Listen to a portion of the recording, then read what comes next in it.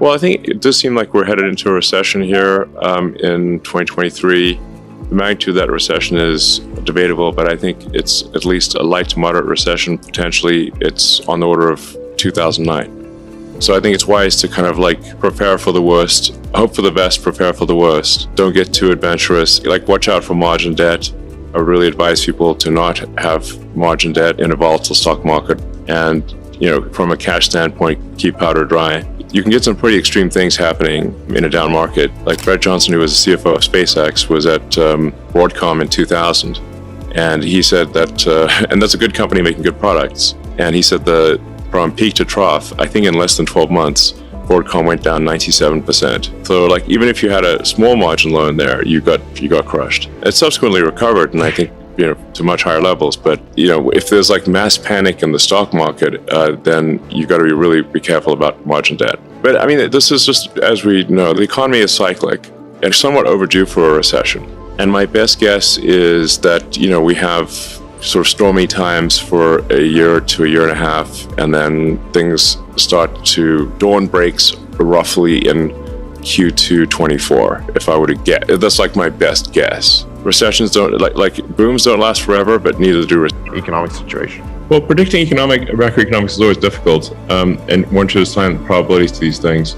But ironically, I did last year. People asked me what I think about the economy. I said, well, I think we might enter a recession in approximately spring of 2022. Yeah. Now, the thing is that recessions are not necessarily a bad thing. I've now been through a few of them, and what tends to happen is if you have a boom that goes on for too long, you get misallocation of capital. It starts raining money on fools, basically. It's like any dumb thing gets money, and I'm sure you've seen a few of those. So at some point it gets just out of control, and you just have a misallocation of human capital, where people are doing things that are silly and not useful to their fellow human beings. And then those companies, there needs to be sort of an economic enema, if you will, to have everyone sort of shift uncomfortably in their seats. But eventually the economic enema does its job. It clears out the pipes, if you will. Yes. And sort of the bullshit companies go bankrupt, and the ones that are doing useful products are prosperous. And but there's certainly a lesson here that if one is making useful product and has a company that makes sense, make sure you're not running things too close to the edge from a capital standpoint, that you've got some capital reserves to last through irrational times. Because in the past, when there's been a recession, it has gone, it's amazing, it's flipped like a light switch. I mean, David, do you remember this when from the PayPal, ex-PayPal days, when we raised $100 million in March of 2000, and we had, the demand was so high, we had people like VCs, like just literally without even a term sheet, wiring money into our account. They literally would like sleuth out our bank account number and wire money in. And we're like, where'd this come from? And it's like, oh. So it was like, there was literally fire hosing money in March of 2000. And then in April 2000, the market went into free fall, and it went from raising money was trivial to even good companies could not raise money in a month. So it's just important to bear in mind, like, that, PayPal almost went bankrupt in 2000. We came close, but thankfully we'd raised that $100 million in March 2000, without which we would be in game over, basically. And we kind of saw it coming. So it's like we got the X-Confinity merger done in like 3 weeks and raised $100 million. Because we were like, oh, we see this coming to an end pretty soon. And then a month later, it was like, nightmare, basically. And make sure if you're a healthy company, you got some capital to get through things. And then watch your costs. And if it is a recession, which more likely than not, it is a recession. I'm not saying it is, but it probably is. Then just watch your cash flow and get to positive cash flow as soon as you can. So I think we probably are in a recession, and that recession will get worse. But these things pass, and then there will be boom times again. So it'll probably be some tough going for, I don't know, a year. Maybe 12 to 18 months is usually the amount of time that it takes for a correction to happen. The obvious reason for inflation is that the government printed a zillion amount of more money than it had, obviously. It's like the government can't just, have issued checks far in excess of revenue without there being inflation. Velocity of money held constant. So unless there's something would change with velocity of money, but if the federal government writes checks, they never bounce. So that is effectively creation of more dollars. And if there are more dollars created, then the increase in the goods and services output of the economy, then you have inflation. Again, velocity of money held constant. But this is very basic. This is not like, super complicated. And if the government could just issue massive amounts of money and deficits didn't matter, then why don't we just make the deficit 100 times bigger? Okay, and the answer is you can't, because it will basically turn the dollar into something that is worthless.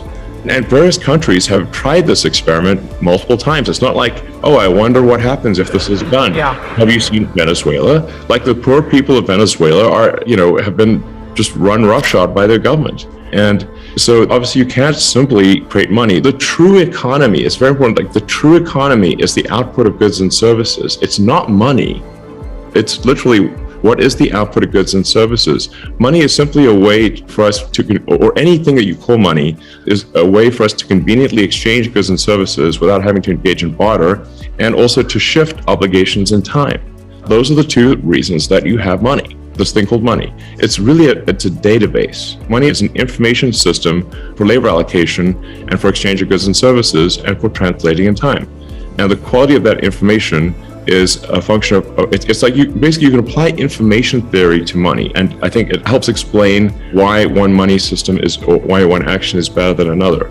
And so just like an internet connection, you'd want something that's high bandwidth, low latency and jitter, and is not dropping packets, does not have a lot of errors in the system. And the same is true of money. And really, like you said, what did PayPal really do? That it helped improve the bandwidth, the speed at which money could move. Instead of mailing checks back and forth, which amazingly that was what people did in 2000, you could now do real-time exchange of money, and now you could ship your goods immediately instead of mailing a check and waiting for the bank to clear the check. So the ultimate thing that with PayPal, or if it sort of was in the X.com, less sort of niche payments and more sort of broad financial, would be to simply just intermediate all the heterogeneous COBOL databases out there running on mainframes doing batch processing, and have a single real-time system that was secure and not batch processing. So it would just be, from an information standpoint, more efficient. And eventually all the batch processing COBOL mainframes operated by the banks would cease to exist. I sure hope we don't need a war. There will be certainly, an economic competition that I think will blow people away when they realize just how competitive they have to be competitive with companies in China. It's very difficult. Tesla is competitive because we have an awesome team in China. Tesla is sort of pretty far out there in terms of work ethic anywhere in the world. So the Tesla work ethic in the US, I think, is substantially greater than any other car company or any large manufacturing company that I'm aware of. Look, I think the point of a company is to produce useful products and services for your fellow human beings. It is not, some political gathering place or a thing where that's the point of a company. I'd say, like, it's, politics and other stuff should let's not lose sight of why companies should exist.